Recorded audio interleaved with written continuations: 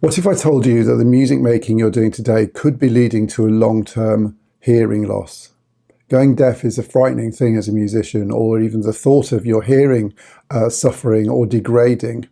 And in this video, I'm going to have a look at a number of different really important things that you can do to reduce the risk and to keep your ears healthy. I'm a full-time music producer, and strangely enough, I'm partially deaf. I'm deaf in my left ear and have been from birth. And at the ripe old age of 56, I do have some other hearing impairment. This hasn't made a big difference to my music production stuff, so we'll come back to that later on. So first of all, what is it that makes music producers so prone to problems with their hearing? Well, the first thing is that obviously we're listening for long periods of time. And if you're listening at high levels for long periods of time, you are going to be damaging your hearing. There's no two ways about it. We're listening really, really carefully and intently, and there's always a temptation to listen louder. And there's also a real temptation just to lose track of time, lose sense of time, and before you know it, you've been listening for 2 or 3 hours at stuff really, really loudly. And that can be a real problem. We also tend to use headphones quite a lot. A number of music producers swear by mixing on headphones, and headphones have their own set of potential hearing risks that it's well worth knowing about. As musicians, we also probably most likely go to gigs, we probably play in gigs, go to festivals where the noise level is really high, maybe more than other people, and that prolonged and repeated exposure to high levels of noise can be really, really damaging for our ears. So why hasn't our hearing adapted to music making, the modern world? Why are our ears so susceptible to damage? Well, I think you need to look back to our ancestors. The cavemen, what was the loudest thing a caveman heard? I don't know, falling rocks, dinosaurs, they didn't come across dinosaurs, thunder cracks. The natural world is actually generally very, very quiet. And any loud noise you come across in the natural world is going to be relatively short. It's not until the Industrial Revolution where machinery and really big sort of prolonged noisy working environments perhaps came in that we really started, the noise level started going up, people started moving into cities, big crowds of people. And obviously with the invention of electricity, music reproduction, electronic music, electronic sound, all of that is really, really high level and prolonged, and it's just way, way, way away from the sort of natural sound of the natural world that we are brought up or genetically programmed to respond to, which means that actually we're at high risk of really, really hurting our hearing. So what can we do to help? Well, the first thing is about time of exposure to relatively loud music or intense music. You probably know when you're working on a session that the longer you work on it, the sort of more desensitized to sound you become. I find that I become just much less critical, and there's a temptation always to raise the volume a little bit to make it sound better, or to hear the detail a bit more as your ears get more tired. It's really, really important when you are working to take breaks then. I tend to do sort of 50 minutes max really listening to anything intensely, probably less, but really making sure that you are taking a break, you're walking away, you're going out of your room, outside is good, somewhere peaceful, not watching TV, not listening to music, personally I find isn't great during my break, because again, it's sort of feeding the noise receptors in my brain and in my ears. So I tend to do something really, really quiet. Go walk the dog, do some reading, something like that for 10 or 15 minutes, and come back and your ears will be slightly refreshed. It's also well knowing exactly where the volume knob is on your main amplifier, where it should be, the range that it should be in, that you know is your sort of normal listening level. So you're aware that if you are going up and up, that is happening and that you are putting your ears at risk. The level for mixing also is it's a bit of a contentious issue. I think a number of people do mix too loud, and there is a place for that. The general consensus is that if you're mixing and you can hold a conversation over the level of the mix, then actually from a musical point of view that is most useful, and also from saving your ears that's most useful as well. Personally, I write a lot of TV underscore music, so I do mix some of my music really, really low, as if there's actual talking over the top of it. If I'm writing film music, I also mix it down like that as well, particularly if there's dialogue over the top of it. And at that level, you sort of pick out the things that are poking out of the mix and sticking out, and it works really, really well. Other types of music, of course, you will want to go louder. Sometimes it is important that you listen loudly so you can hear any artifacts, or you can hear any strange clicks or pops or strange noises in the mix.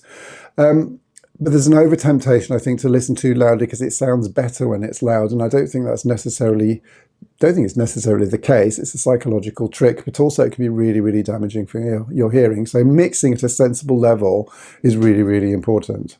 We can also be really careful with our use of headphones. I mentioned earlier I'm deaf in my left ear, so I don't really use headphones. I can't mix on headphones because I can't hear out of this ear.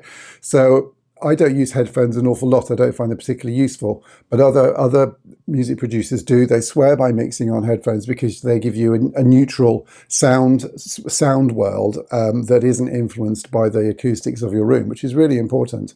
If you do use headphones, it's really important that you keep the levels low as 60% of their maximum is recommended, and also that you use open back headphones rather than closed back headphones. It's also a really good idea, not that anybody would really do it, but mixing on earbuds is a really bad idea. In fact, earbuds themselves, you have to be very, very careful with, because they're right in the ear canal. They're very, very close to the little hair ear receptors in your ear. There's no sort of air cushion between your actual receptors in your ear and the earbuds, so they're very, very harsh on your hearing. So be very, very careful if you are using earbuds for listening. Generally, mixing, if you might do that, it's really, really important that you really take frequent breaks and keep the level down. So what are safe levels? Well, you might be surprised by this, particularly when you start doing some testing of what things actually sound like. The American Speech, Language and Hearing Association says that you can listen to sounds at 90 dB or lower for as long as you want. Sounds at 85 dB can lead to hearing loss if you listen to them for more than 8 hours at a time. Now, 70 dB is not particularly loud, and you can see that in that statement there's a real important issue attached to the length of time that you're actually listening. So a 2 hour, 3 hour gig or something like that, it's a long time. If it's at above 70 dBs, it's hammering your ears really, really intently. The American Speech, Language and Hearing Association go on to say that sounds over 85 decibels can damage your hearing faster. The safe listening time is cut in half for every 3 decibels rise in levels over 85 decibels. So, for example, at 85 decibels, then you can listen for 8 hours without damaging your hearing, in theory. If that goes up to 88 decibels, it's 4 hours, and 91 decibels, it's 2 hours, etc. So what actually happens then if you do overdo it? Well, you've probably come out of a gig or some loud sort of noisy environment with your ears ringing or with a muffled feeling in your ears, and you do recover from that. Basically what is happening, and I'm not a doctor, so don't quote me on this, but essentially basically what's happening is the receptors in your ears, they're essentially fine little hairs that vibrate as sound waves come to them. And if they get too much, they swell up or they go flat, and some of them don't recover, which is the problem. If you've got that sort of ringing in your ears and that after gig sort of feeling, then it can take a few hours for the swelling to go down and your hearing to recover. But in theory, at least, some of the hair follicles or some of the hair receptors won't recover, and you will have possibly damaged your hearing on a permanent basis. You need to do that a lot of times for it's a cumulative sort of effect over a number of years, if I understand it correctly. What else can we do? Well, I've got an app on my phone I think is really helpful, the decibel meter. I point it at my speakers every so often, and I know where the volume is on my speakers, roughly what the sort of decibel output is. I make sure I'm not listening at anything much over 70 decibels for any length of time at all. I don't really need it a lot here, but going to gigs, going to the cinema, sometimes you can hear it in your ears. I've measured over 85 dB in a cinema auditorium before with my phone in the dark like a sad person. I also have to admit to being the the slight geek who goes to a gig and takes a sound meter reading, so I know how many dBs are there. It becomes a little bit addictive, and actually trains arriving, they're really, really noisy. I've measured that as well. I haven't done aeroplanes. Fast roads, motorways, really, really noisy. Even crowded rooms can be really, really noisy. It's very, very interesting. So an app on your phone, there's loads of free apps that will measure the dB output of the sound that you're listening to. Really, really important. I also carry to gigs and stuff like that some high fidelity music earplugs. These are super cheap.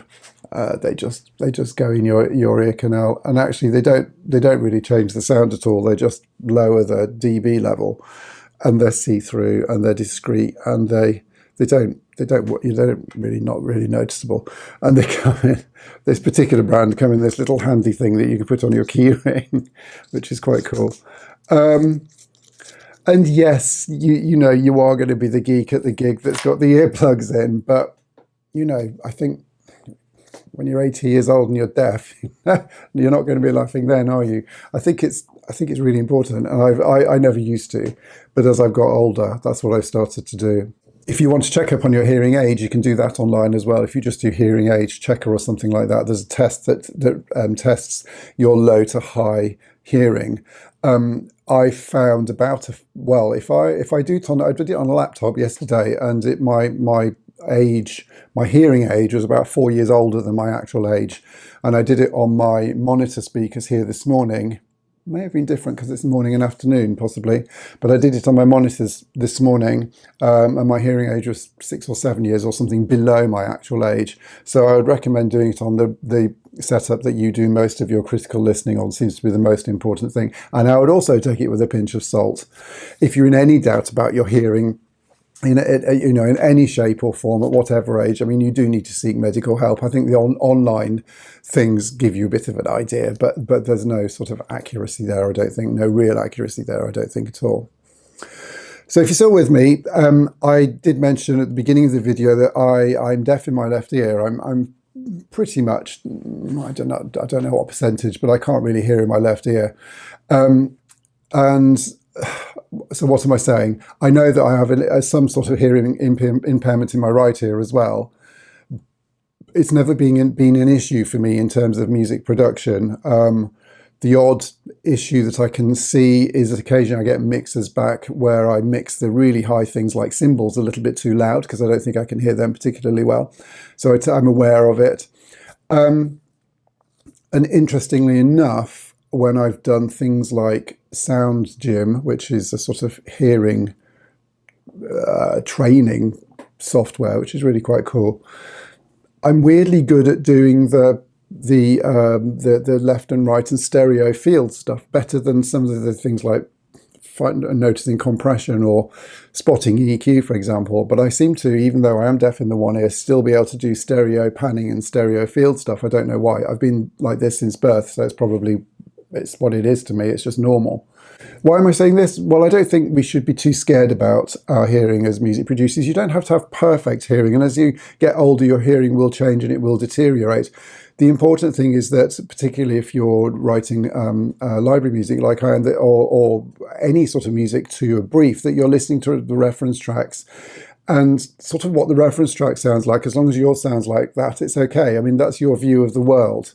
It may sound different to somebody else, but if you're compensating for it in whatever way by knowing what music should sound like on your speaker system, then actually it's not too much of an issue, I don't think.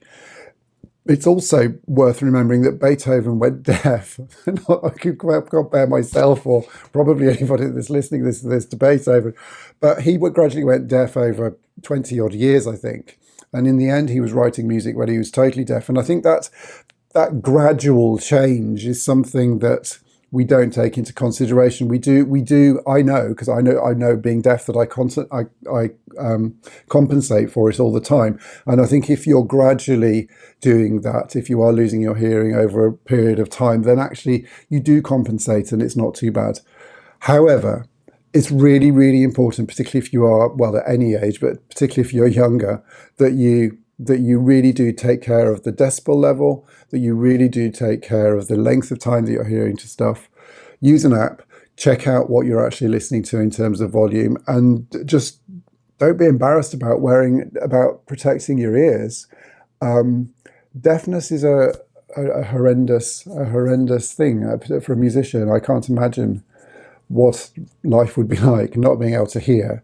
And we need to protect these things that we pretty much take for granted. I hope that's been helpful. If you enjoyed that, subscribe or do something. Leave me a comment. I don't know what you're supposed to do. I'll put another link to my latest video up here, or here, one or the other. And I hope to see you again. Thanks so much. Bye-bye.